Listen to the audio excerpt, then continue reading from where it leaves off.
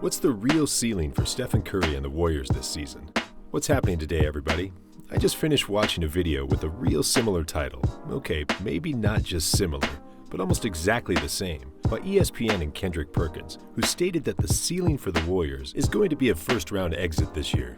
And not only that, but I scrolled into the comments and I saw people commenting that yes, indeed, a first-round exit is their ceiling. Or perhaps by sheer luck, getting to the second round is their ceiling, and they can't get past that. When I finished watching the video and reading the comments, I turned to my friend who was sitting next to me, put on my mean mug, and said, "Hold my beer."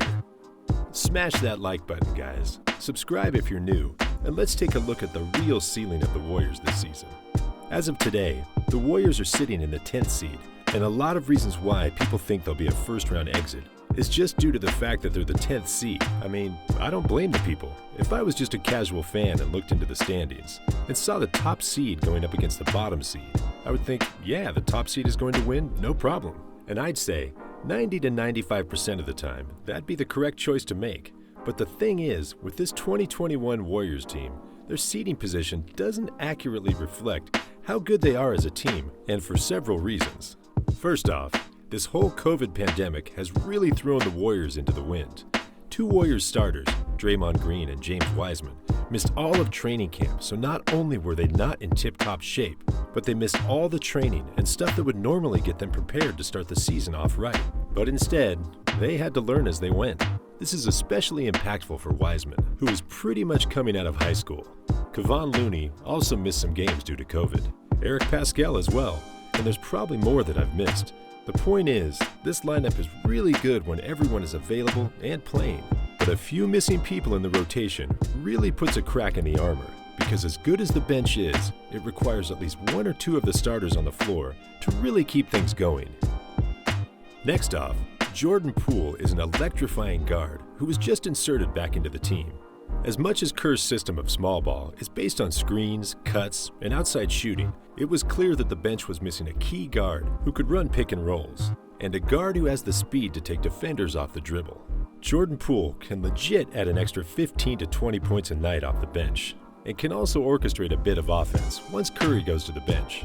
And that was reflected considerably when Curry was out due to that tailbone injury. This offensive spark off the bench is not accurately reflected in that 10th seed ranking, because come on, Brad Wanamaker was sort of running the bench's offense for some time.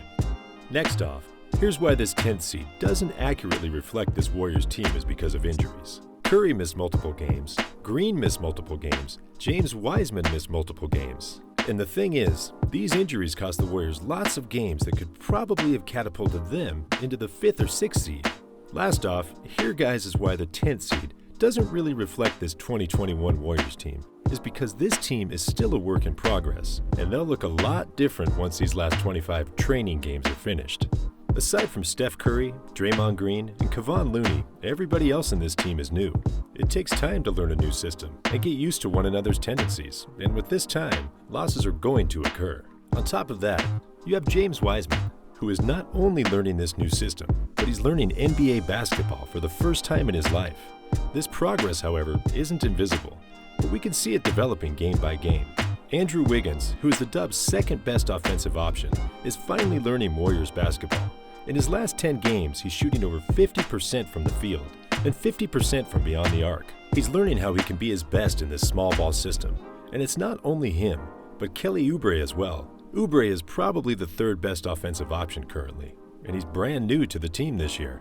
It took him a while to get started, but he's playing small ball real nice these last 10 games as well. I could go on and on about these guys, but you get the picture. By the time the playoffs come around, this Warriors team is going to look a lot different.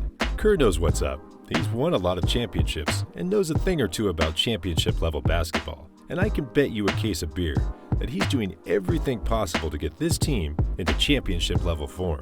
Phew, that was a lot to say, but I hope you're at least a little convinced now that Mr. Kendrick Perkins might be a little wrong. If you're not fully convinced, don't worry, I'm not fully done here either. My friend is still holding my beer. It's great and all how good the Warriors can get, but to go far in the postseason, you're going to have to get through the better teams. The Utah Jazz, Phoenix Suns, Los Angeles Clippers, Los Angeles Lakers. These teams currently hold the top 4 seeds in the Western Conference. And let's say the Warriors have to get through at least 3 of them in order to get to the finals, where they have to face a Brooklyn Nets team which currently has Kyrie Irving, James Harden, Kevin Durant, Blake Griffin, and LaMarcus Aldridge. That's a pretty scary lineup. But let's rewind a bit to see what the Warriors have to do to get there first. I can see the Warriors finishing at the 7th seed this year, with about 25 games left and the 4th easiest schedule in the league, and the 2-time MVP back. I think it's real safe that they land either in the 7th or the 8th seed, but just for this argument's sake, let's say they face the Phoenix Suns. Aside from this year, the Phoenix Suns haven't made any playoff runs with their 2 young stars in Devin Booker and DeAndre Ayton. Their veteran leader in Chris Paul, as good as he is, has never made it past the 2nd round. So this Suns team is a bit inexperienced when it comes to playoff basketball. The championship experience is with the Golden State Warriors. And let's not forget this next point. The Warriors are going to have the best player in this series, Steph Curry. Next off, let's say the Warriors get past the Suns and end up having to face the current 3 seed, the Los Angeles Clippers. Well, Paul George currently has a foot injury and is sitting out games. How's that foot going to hold up in the 2nd round of the playoffs? Can the Los Angeles Clippers beat the Golden State Warriors without PG-13? I'm not completely sure. The Clippers have also got that curse that prevented them from ever getting past the 2nd round in NBA history. To be honest, I'm not completely sure the Clippers are going to beat the 6th seed, the Dallas Mavericks, in the 1st round. Last year, Kristaps Porzingis was ejected in the 1st game, and they perhaps could have won that if he stayed in the game. The Mavericks won the 2nd game, but lost the 3rd game. And after that, Porzingis was out due to injuries. This year, what if he doesn't go down with an injury? And what if he doesn't get ejected from any games? Do the Clippers take the series? I'm not too sure. And if they lose, I like the matchup with the Warriors versus the Mavericks. Let's say the Warriors get past the Mavericks or Clippers and end up having to go against the defending champions, the Los Angeles Lakers, in the Western Conference Finals. Man, LeBron James and Steph Curry again? The thing about the Lakers, though, is how healthy are their top stars LeBron James and Anthony Davis. That calf injury has kept Davis out for over half this season, and who knows how aggravated it is. In order to get to the conference finals, he has to battle 2 other playoff teams real hard, and who knows how that calf is going to hold up after those battles. Then, there's Mr. Iron Man himself, LeBron James. LeBron is currently out due to that high ankle injury. He'll probably come back fine. But what if he doesn't? There's a lot of health issues currently surrounding the Los Angeles Lakers, and if they're missing one of their 2 stars, can the Golden State Warriors take advantage of that and win the series?